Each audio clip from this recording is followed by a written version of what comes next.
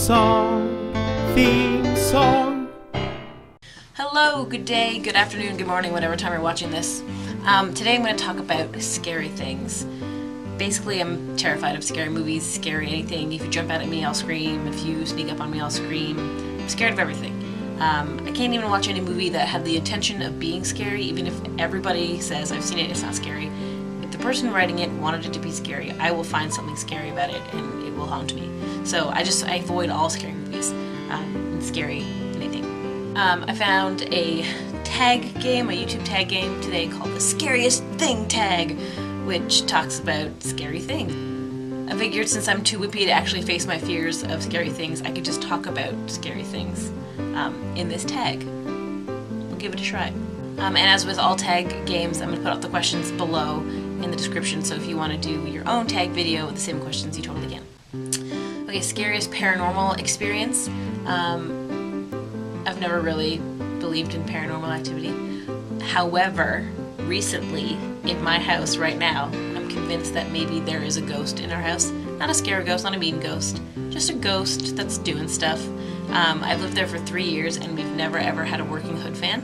Anyway, the other day I turned on the kettle, which is like a plug-in kettle, which plugged into the outlet on the stove, and turned it on to boil water for tea, and then all of a sudden the hood fan turned on by itself. I had not flicked any switches, and I guess maybe this switch had been flicked on many moons ago when someone was attempting to see if there was a fan, so it was kind of already on the on position, but I just turned on the kettle and then all of a sudden the hood fan started working.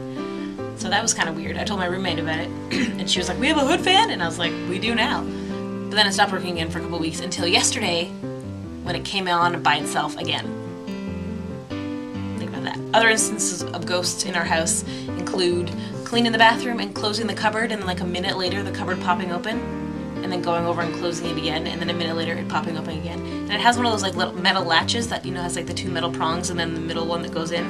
So it's clicked shut, but it pops open. Ghost. Have you ever known anyone convicted of a violent crime? Actually, yes. Today it was in the news that this guy from my university who I knew and spoke to was convicted of a murder. So that's scary. We weren't really friends though, so that's kind of a relief. But we did know each other. We were in the same college, and we did frosh week and stuff together. Are you afraid of the dark? Why or why not? In theory, no, I am not afraid of the dark. I know that it's just an absence of light and that is it. However, in practice, I am afraid of the dark. Just because you can't see what is out there, but I guess I'm not afraid of the dark, I'm afraid of the unknown.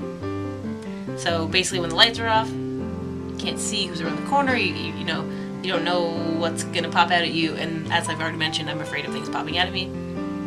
So it's more just like an anxiety because of the dark, but really I'm afraid of the unknown. Does your hometown have any scary legends or stories? I don't think so. I googled this quickly and I couldn't find anything.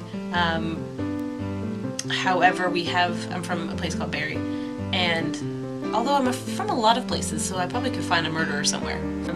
But Barrie does have this thing called a spirit catcher, which is like this big metal sculpture that's by the waterfront and has like wings that move in the wind.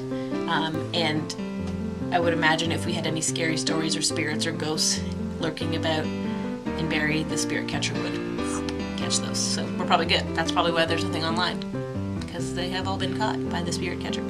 What is your scariest nightmare? This I can't remember either. I feel like I don't have nightmares that often. I just have like dreams or weird dreams. Probably the scariest thing is like any dream where you die or you're about to die, or something that like a situation that you can't control. Like, you know, those dreams where, for example, you are trying to run away from somebody and you go through a door, but you just keep going through the door. Like, as soon as you open the door, you're back outside the door and you have to keep opening the door so you can never get away. And not even necessarily that like the person you're running away from is getting closer to you, but like it's just never ending. Like they're always here and you're always stuck here and you can't get any further, but your brain knows that you are repeating things, so it's scary. But that's probably the scariest dream I've ever had, just kind of being stuck. And finally, what is your favorite urban legend? Now, as somebody who hates scary things, obviously I avoided urban legends and scary stories and things like that because they very much affect me. So I don't really have a favorite urban legend. However, I do remember watching this show called Freaky Stories, It was like a cartoon show for kids. I was probably older than the demographic that show was for, but since I was so easily scared, it was probably like my X-Files. You know what I mean? If you've never seen the show, basically it was a cartoon in a diner, and there were 2 bugs on the counter, and I think it was like after hours, you know, the diner closed up, and then the 2 bugs came out and told stories. And they always started with the line, "It happened to a friend of mine," and then it would go into some ridiculous story.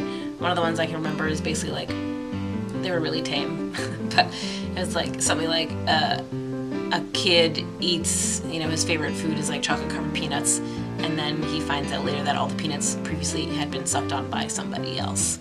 So I don't have a favorite urban legend, however, I do remember watching Freaky Stories, the TV show, and being scared and kind of liking all those stories. Liking them and being scared at the same time. I think the cartoon element really helped me get past the, you know, the idea of these things being real, which is what is the scary part about scary stories, is thinking that it could really happen. I mean, to this day, I still get a bit scared by certain CSI episodes and things like that. I'm always on the lookout for that one episode where the dead person isn't actually going to be dead. Whenever they're like slowly panning in on a dead body, I'm like, it's gonna wake up, and then I get really like clenchy and nervous. It rarely happens because I'm sure they know that's a trick that they gotta save, but when it does happen, I'd like to say I'm prepared, but I'm never prepared. That's it, I'm done. Please make your own video listing your answers to these questions about scary things. I would love to know if you are scared and what you're scared of. Am I the only one who's scared of everything? Probably not. I mean, definitely not. That's insane. You're never the only one who's anything, but I'd still like to know your answers to these questions. So make a video with these questions, post it as a video response to this video so I can see it, and we can all not be scared together. We can do things like pick flowers and color inside the lines and eat ice cream. Totally mundane, non-scary things. And we can do those together. Thank you for watching. Make sure you check out yesterday's video and my friend Daryl, and I'll see you tomorrow, right here on YouTube, as always. Bye!